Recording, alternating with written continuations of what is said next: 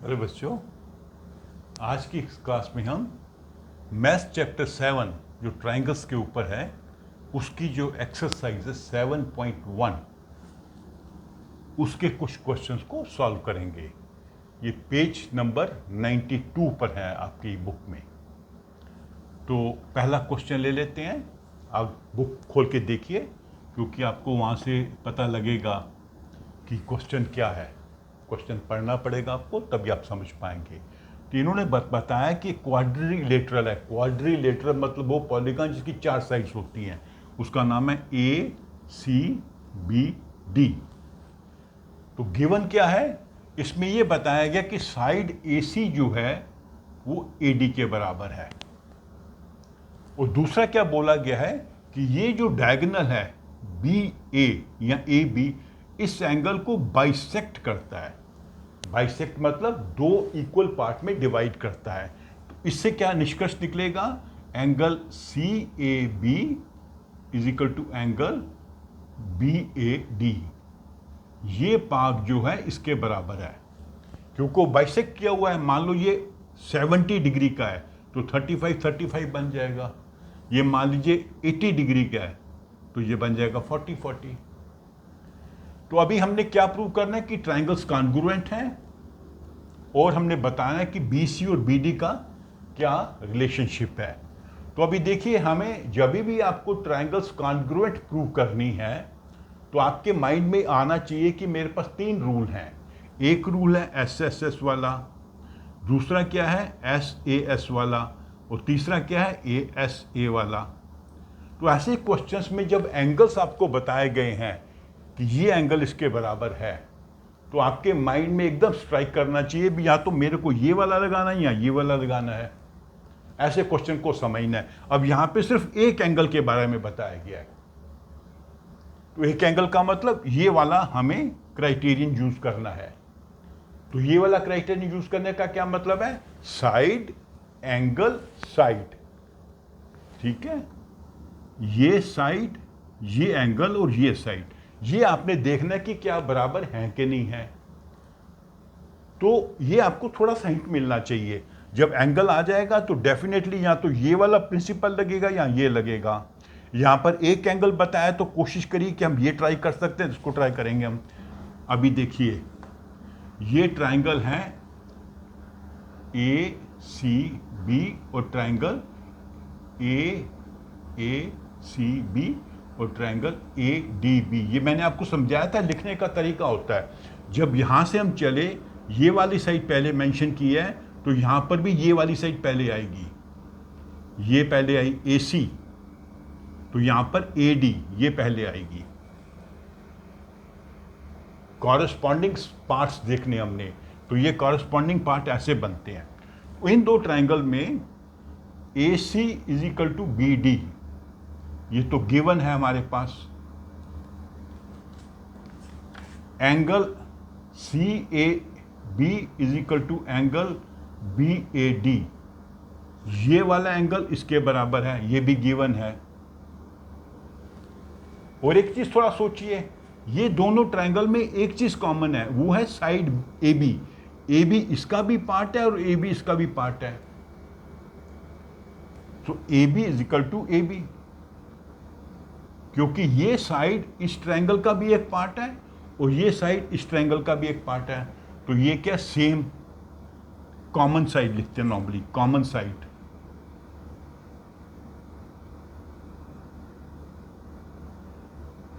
तो ये हो गया साइड एंगल साइड। सो हम क्या बोलेंगे, triangles are congruent, triangles are congruent on SAS rule, या SAS क्राइटेरियन भी कहते हैं, दोनों वर्ड यूज करते हैं हम। या क्राइटेरियन रूल यूज कर सकते हैं या रूल यूज कर सकते हैं। तो ये हमने पहला पार्ट प्रूव कर दिया। अब दूसरा पार्ट क्या है कि BC और CD में क्या रिलेशनशिप है। अभी आपको याद होना चाहिए, ये मैं बार बार आपको दिखा रहा हूं, corresponding parts are always equal. मतलब ये साइड इसके बराबर है, ये साइड इसके बराबर, तो तीसरी साइड भी बराबर होगी। तो उसका हम क्या लिखेंगे, B C is equal to B D, क्या लिखेंगे, corresponding parts of congruent triangle are equal. ये इसका रीजन देना है आपने, ये इसके बराबर क्यों है, because they are corresponding parts of the congruent triangles, वो इक्वल होते हैं। तो दोनों चीजें हमने प्रूव कर ली।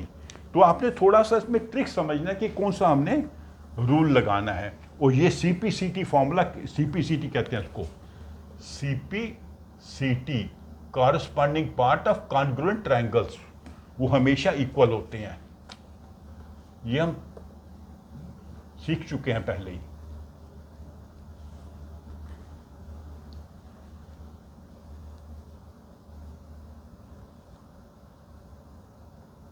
तो अभी हम आ जाते हैं क्वेश्चन नंबर 2 पे।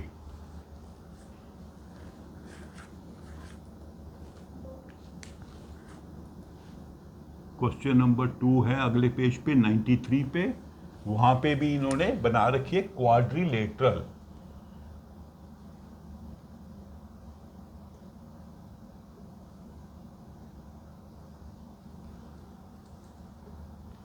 इसके नाम है A B C D, A B C D. तो इसमें गिवन क्या है, A D is equal to B C, A D is equal to B C, ये साइड इसके बराबर है, and angle D A B, angle D A B, D A B, ये वाला angle is equal to angle C B A, C B A, ये angle के बराबर है। तो पहले आप थोड़ा डायग्राम को समझ लीजिए। ये क्वाड्रिलेटरल है, उन्होंने पूरी डायग्राम बना रखी है, पर अभी हम थोड़ा आधी ट्रायंगल बनाते हैं। ये साइड इसके बराबर है, ये एंगल इसके बराबर है। फिर क्या कह रहे हैं वो, prove that triangle A B D, A B D, अभी इन्होंने बीच में लाइन बना दी। ये मैं थोड़ी ग्रीन कलर के लाइन बना के दिखाता हूं आपको, सॉरी।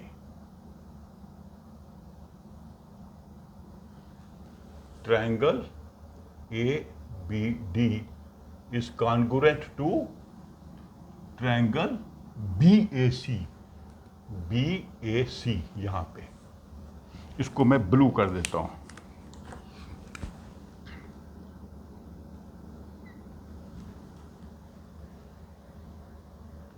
तो ये जो ट्रायंगल है ए बी डी और ए बी सी, या बी ए सी, एक्चुअली हमें ऐसे बोलना चाहिए क्योंकि यहां पे हम ऐसे बोल रहे हैं ना, ए बी डी, तो यहां बोलना चाहिए ए बी डी बी ए सी।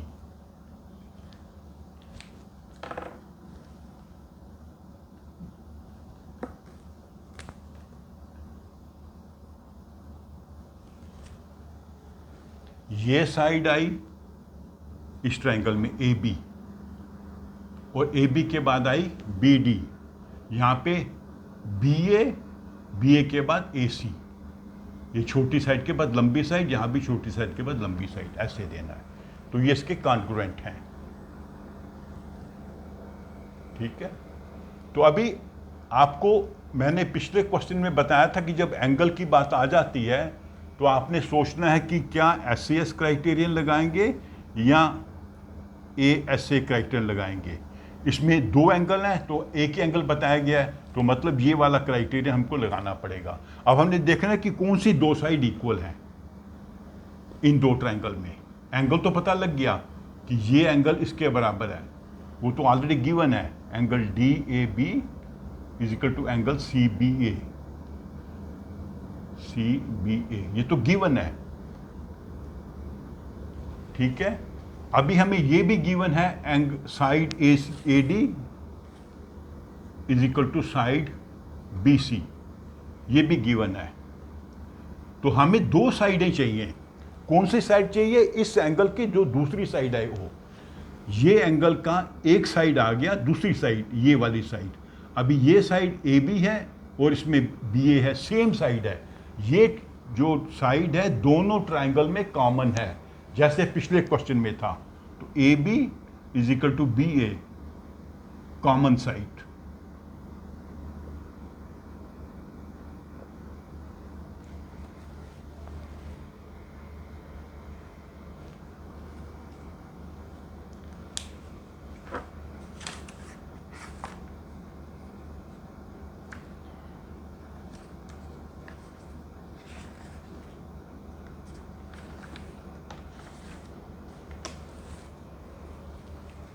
आ गया समझ आपको? एंगल कॉमन है, एंगल इक्वल है, वो तो गिवन है। ये साइड इसके बराबर है, वो भी गिवन है। ये साइड इस ट्रायंगल का भी पार्ट है और ये साइड इस ट्रायंगल का भी पार्ट है, तो कॉमन हो गया। तो ये क्या बन गया? Side angle side. So triangles are congruent, ये दोनों ट्रायंगल्स है कॉन्ग्रुएंट ऑन SAS रूल, जैसे पिछले क्वेश्चन में लिखा था। तो अभी हमने इसका एक पार्ट तो सॉल्व कर लिया, तो इसके दो पार्ट और हैं। दूसरा पार्ट क्या है? BD is equal to AC, ये वाली साइड इसके बराबर है।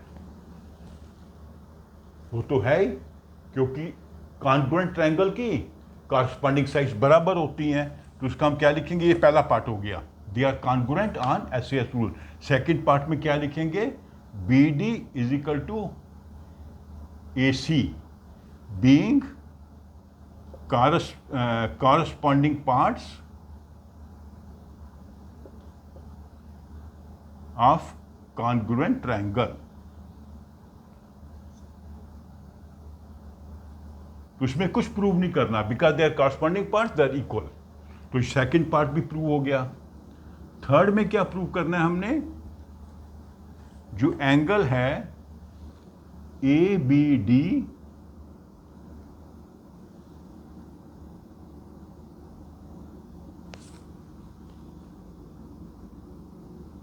is equal to triangle BAC। ABD is equal to triangle BAC। ABD कौन सा एंगल है? ABD, ये वाला एंगल। ये वाला एंगल किसके बराबर है? BAC। BAC इसके बराबर है।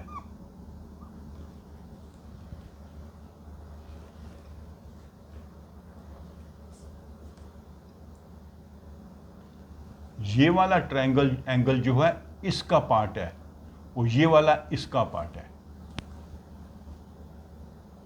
आप समझ रहे हैं?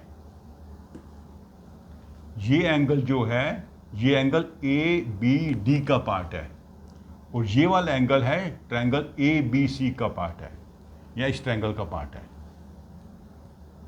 तो ये चूंकि कॉरस्पॉन्डिंग पार्ट हैं दो कॉन्ग्रुएंट ट्रायंगल के, तो इक्वल होंगे। तो इसका भी यही आंसर है जो पहले दिया था, these angles are equal being corresponding parts of congruent triangles. इसका थोड़ा ना मैं आपको अलग से एक शेप, आपको सिर्फ समझाने के लिए, ये देखिए ये ट्रायंगल्स ऐसे बनेंगी। अगर हम इनको अलग अलग बनाएं तो ये ट्रायंगल बनेगी हमारी ABD और दूसरी ट्रायंगल बनेगी ऐसे BAC। अगर ये दो ट्रायंगल को मैं काट कर यहां बनाऊं तो ऐसे बनती हैं, एक ट्रायंगल ये है, एक ये है। तो इसका कॉरस्पॉन्डिंग एंगल ये वाला है, इसका कॉरस्पॉन्डिंग एंगल ये वाला है और इसका ये वाला है।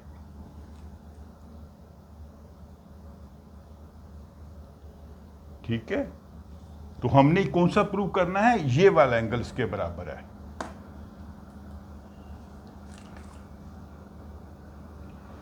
ABD BAC के बराबर है, ये प्रूव करना है हमने।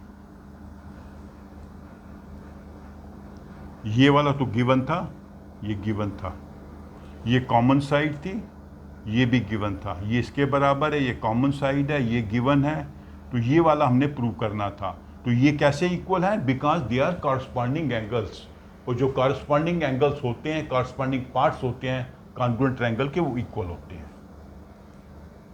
तो थोड़ा सा ऐसे डायग्राम्स में कई बार बच्चे कंफ्यूज हो जाते हैं भी कौन सा एंगल किस ट्रायंगल का पार्ट है, तो वो थोड़ा सा अपने ध्यान से उनको समझना होगा कि ये वाला जो एंगल है वो इस ट्रायंगल का पार्ट है, और ये वाला एंगल इस ट्रायंगल का पार्ट है। तो ये कॉरस्पॉन्डिंग पार्ट्स हो गए तो इक्वल होंगे। ठीक है, ये क्वेश्चन नंबर 2 हो गया।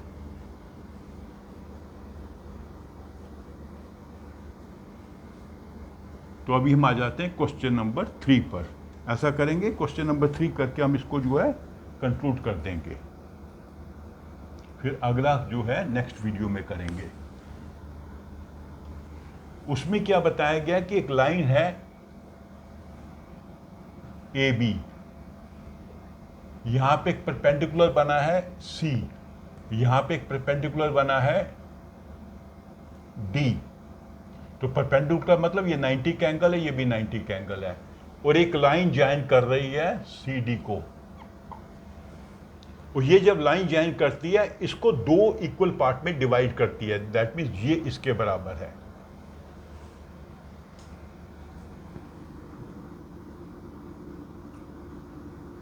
नो सॉरी, ये हमने प्रूव करना है, सॉरी, हमने प्रूव करना है, prove AO is equal to BO, ये हमने प्रूव करना है। गिवन क्या है? Angle A is equal to angle B is equal to 90 degree, और क्या गिवन है? AD is equal to BC।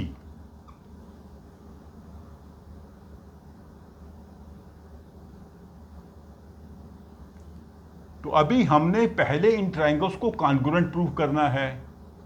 ठीक है, तो हमारे पास ये साइड जो है इसके बराबर है, ये साइड इसके बराबर है, ये एंगल इसके बराबर है। तो हम कौन सा क्राइटेरिया लगाएंगे? SAS वाला लगाएंगे या ASA वाला लगाएंगे? हमें इस साइड के बारे में नहीं बताया गया, ये हमने प्रूव करना है कि बराबर है। तो इसका मतलब है कि ये वाला यहाँ पे क्राइटेरियन नहीं लग सकता, हमें ये वाला लगाना पड़ेगा, एंगल साइड एंगल। तो देखो ये एंगल तो इसके बराबर है, ये साइड भी बराबर है, तो क्या ये एंगल इसके बराबर होगा? ये सोच के बताओ जरा, क्या ये वाला एंगल इसके बराबर है? आंसर है यस, लेकिन क्यों? थोड़ा सोच के बताओ। क्योंकि यहां पर आपको और भी चीजें यूज करनी है जो पहले सीख चुके हैं। क्या सीखा है हमने? कि जब 2 लाइनें इंटरसेक्ट करती हैं तो वर्टिकली अपोजिट एंगल इक्वल होते हैं, ये एंगल इसके बराबर है, तो ये इसके बराबर है, ये इसके बराबर है, तो तीसरा एंगल भी बराबर होना चाहिए। जब एक ट्रायंगल के 2 एंगल्स दूसरी ट्रायंगल के 2 एंगल्स के बराबर होते हैं तो तीसरा भी बराबर होता है। मान लीजिए एक एंगल है 90 डिग्री का, दूसरा है 30 डिग्री का, तो तीसरा कितना का होगा? 60 का। इसमें भी यही होगा, 90 + 30 + 60। ये 90 का है मान लीजिए, ये मान लीजिए 30 का है, इक्वल है दोनों, तो तीसरा भी इक्वल होना चाहिए। क्योंकि तीनों एंगल का जोड़ 180 है, 2 एंगल का जोड़ बराबर है, तो तीसरा भी बराबर होगा। तो इसमें क्या होगा? एक तो हमारे पास ये है कि एंगल A एंगल B के बराबर है, साइड AD BC के बराबर है, और तीसरा क्या है? Angle ADO is equal to angle BCO, ये वाला एंगल। तो इसका रीजन क्या देंगे आप?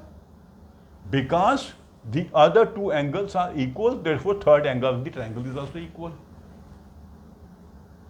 तो अभी ये देखिए, angle side angle, angle side angle, angle side angle.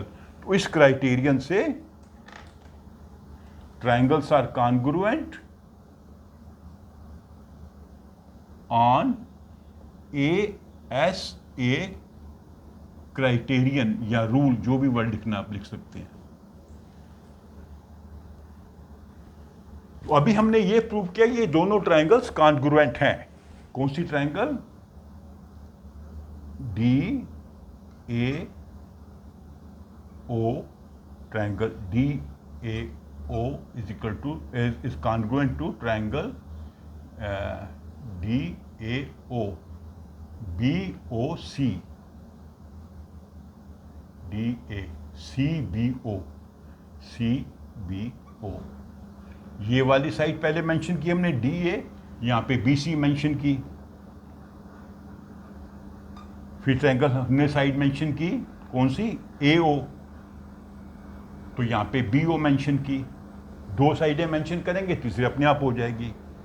तो ये लिखने का तरीका ये आपको थोड़ा सीखना है, कैसे लिखा हमने DAO। तो ये वाली साइड 90 का एंगल, ये वाली साइड। यहां पे क्या किया? CBO, ये वाली साइड 90 का एंगल, ये वाली साइड। तो ऐसे हमने इनको ट्रायंगल्स को मेंशन करना होता है, because we have to show that corresponding parts are equal. तो अब ये ट्रायंगल्स कॉन्ग्रुएंट हैं, therefore AO is equal to BO।